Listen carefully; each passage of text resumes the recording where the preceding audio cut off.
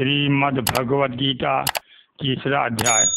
सज्जनों, श्री गीता जी के द्वितीय अध्याय में भगवान श्री कृष्ण श्रीमुख से अर्जुन को सांख्य योग का उपदेश दिए, जिसमें कर्म की प्रधानता और ज्ञान की पराकाष्ठा बताए।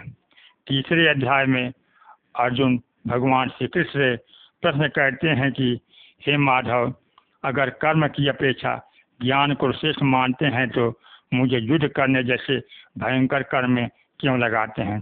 आपकी गोलमोल मधुर बातें मेरी बुद्धि को भ्रमित कर दे रही हैं, इसलिए आप निश्चय करके वह बताइए जिससे मैं अपना कल्याण कर सकूं।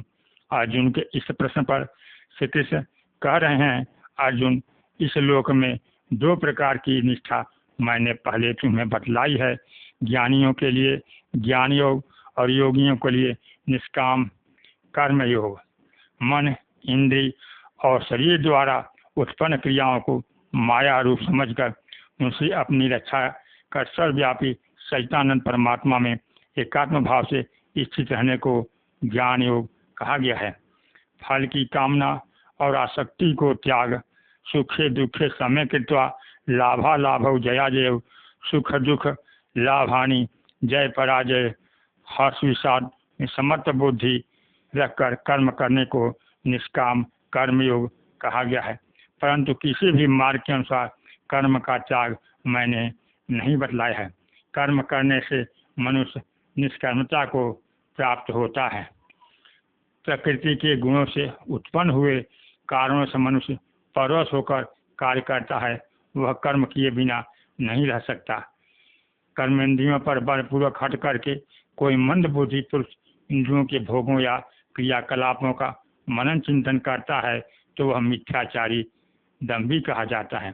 जो पुरुष मन से इंद्रियों को वश में कर अनासक्त भाव से कर्मेंद्रियों से कर्मयोग का आचरण करता है वह श्रेष्ठ है, उसे ही मैं उत्तम मानता हूँ।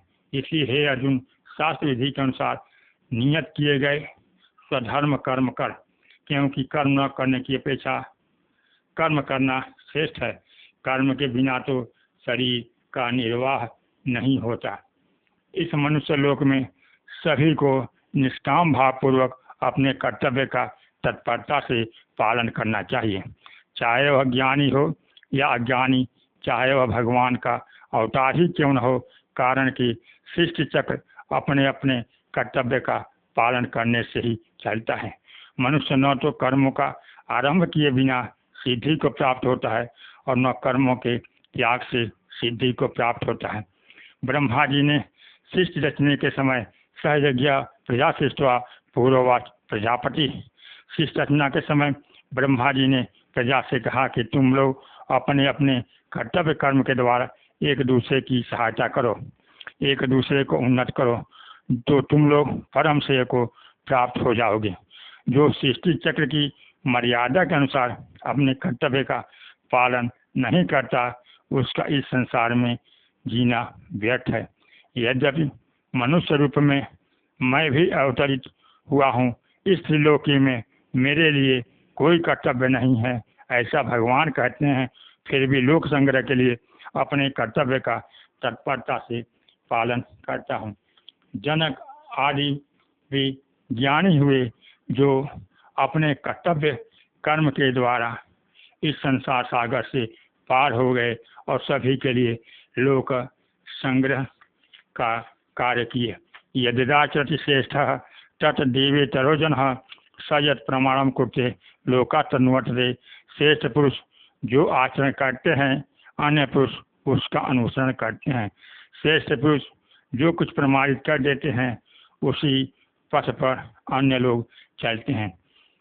मुझे इस तीनों लोगों में कुछ भी कर्तव्य नहीं है, मेरे लिए कुछ भी अप्राप्य नहीं है, फिर भी मैं कर्म करने के लिए कहता हूँ, क्योंकि सृष्टि चक्र सुचारू रूप से चलता रहे, सब मनुष्य मेरा अनुसरण करें। इस कारण हे अर्जुन, तुम उठ और अपने कर्म में तत्पर हो जा। अर्जुन, इस बात को समझ लो कि कर्म के फल की इच्छा रखने वाले आसक्त अज्ञानी जन जैसे कर्म करते हैं उसी प्रकार कर्म फल की आशा न रखने वाले अनासक्त विद्वान संत लोक शिक्षा की कामना करते हुए कर्म करते हैं। वास्तविकता तो यह है कि संपूर्ण कर्म प्रकृति के गुणों और प्रेरणा द्वारा कराए जाते हैं। प्रकृति के कारण होते हैं, पर जो अहंकारी हैं वह दम्भ करते हैं और ऐसा मान लेते हैं कि अमुक कर्म मेरे द्वारा संपन्न हुआ है। महाबली अर्जुन गुण और तत्व को जानने वाले ज्ञानी पुरुष यह मानकर चलते हैं कि गुण गुणों में ही होते हैं, इस कारण वह आसक्त नहीं होते, और ज्ञानी पुरुष प्रकृति के गुणों को सर्वे सर्वा मानकर केवल कर्म करता है, उन्हें समझने की चेष्टा करता है। अतः हे अर्जुन, तू ध्यानस्थ होकर अपने चित्त में मेरे प्रति पवित्र भावना भर ले और तुम सारे कर्म मुझे अर्पित कर दे। इस प्रकार तुम दोष बुद्धि से रहित होकर मुझ में श्रद्धा रखता हुआ समस्त कर्मों से मुक्ति पा जाएगा। जो ऐसा नहीं करते, दोष दृष्टि वाले अज्ञानी मुझ में श्रद्धा नहीं रखते हैं, उनका संपूर्ण ज्ञान मोहमय होता है। उनको तू समझ ले कि वे कल्याण मार्ग से भ्रष्ट हो गए हैं। सभी प्राणी प्रकृति की देन है, अपने स्वभाव से परवश होने के कारण बस कर्म करते हैं। ज्ञानी पुरुष भी अपनी प्रकृति के अनुसार कर्म करता है, इसमें किसी का वश नहीं चलता। इसलिए हे मनुष्य को चाहिए कि इंद्रियों के जो राग द्वेष और भोग हैं उनके वश में न हो, क्योंकि कल्याण के मार्ग में यह महान शत्रु हैं। इसलिए इन पर विजय प्राप्त कर स्वधर्म का आचरण करना चाहिए। अब इसमें अनुकरण नहीं करना चाहिए, क्योंकि औरों के धर्म से भी अपना गुण रहित धर्म उत्तम है। अपने धर्म में मरना कल्याणकारी है और दूसरे का धर्म भय देने वाला है। श्री कृष्ण की इस बात पर अर्जुन ने प्रश्न किए हैं कि न चाहते हुए आदमी किसकी प्रेरणा से पाप करता है। श्री कृष्ण कहते हैं, अर्जुन, रजोगुण से उत्पन्न हुआ यह काम ही क्रोध है। काम ऐसा क्रोध ऐसा रजोगुण समुद्र हुआ। यह क्रोध महाअग्नि है, न तृप्त होने वाला बड़ा पापी है। इससे ही तू शत्रु मान। जैसे धुएं से अग्नि, धूल से दर्पण और झिल्ली से गर्भ ढका रहता है, उसी प्रकार काम के आवरण से ज्ञान ढका रहता है। अर्जुन, अग्नि के समान कभी पूर्ण न होने वाले काम के इस रूप में ज्ञानियों का भी यह शत्रु उनको ढके रहता है।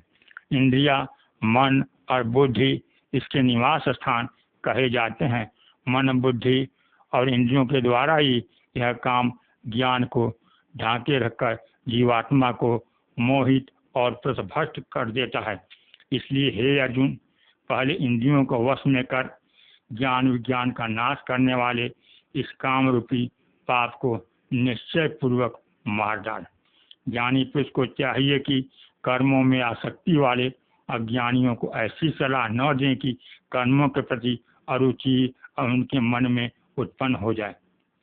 यह जान इस काम को मारने की तेरी शक्ति नहीं है, लेकिन इन इंद्रियों से परे मन है, मन से परे बुद्धि और बुद्धि से अत्यंत परे आत्मा है। इस प्रकार सूक्ष्म और सबसे बलवान श्रेष्ठ अपनी आत्मा को जानकर बुद्धि द्वारा मन को वश में कर अपनी शक्ति को समझकर इस दुर्जय काम रूपी शत्रु को तू मार। इस प्रकार श्रीमद् भगवद गीता में 3रा अध्याय पूर्ण हुआ। जय श्री कृष्णा। राधे राधे।